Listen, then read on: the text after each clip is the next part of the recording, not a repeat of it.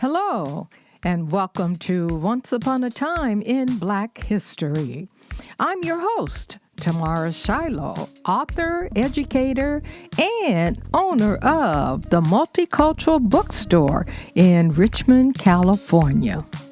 This is my new podcast that can be heard on Anchor, Apple, iTunes, Spotify, YouTube, and SoundCloud. Check us out and be sure to visit my website at onceuponatimeInBlackHistory.com. So today we'll be talking about Onesimus, the first stage to eradicate smallpox. Terrifying news had reached Boston. The infectious, debilitating disease, smallpox, had reached the colonial town and was spreading rapidly. Its first victims, passengers on a ship from the Caribbean, were shut up in a house identified only by a red flag that read, "God have mercy on this house." Hundreds of Bostonians began to flee for their lives. The 1721 epidemic wiped out over 14% of Boston's population.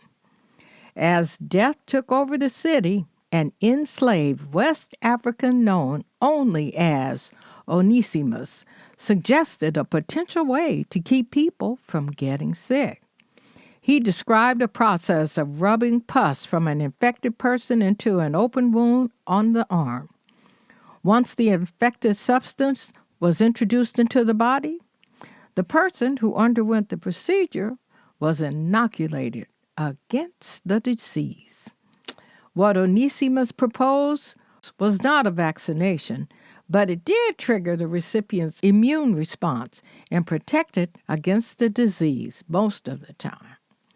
Intrigued by Onesimus's idea, a Puritan minister, Cotton Mather, who purchased him, and a doctor, Zebediel Bolston, undertook a bold experiment to try and stop smallpox in its tracks.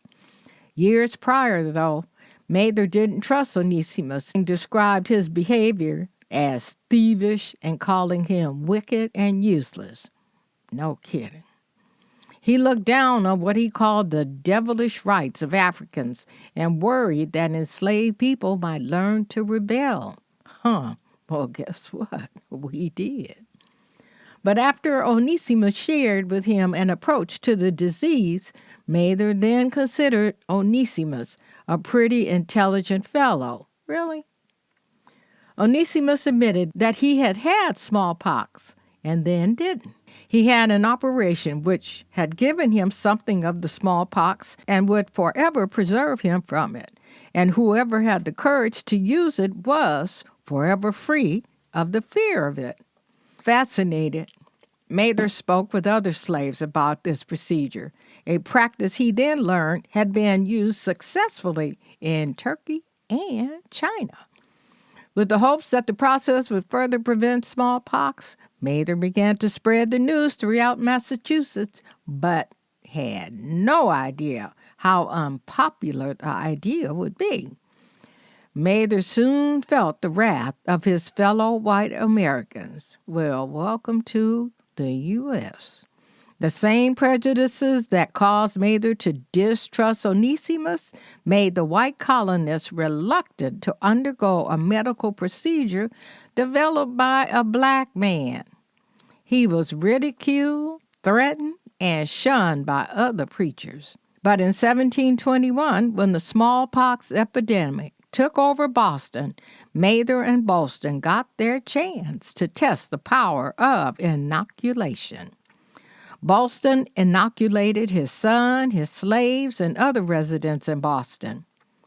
Of the 242 people inoculated, only 6 died. All right.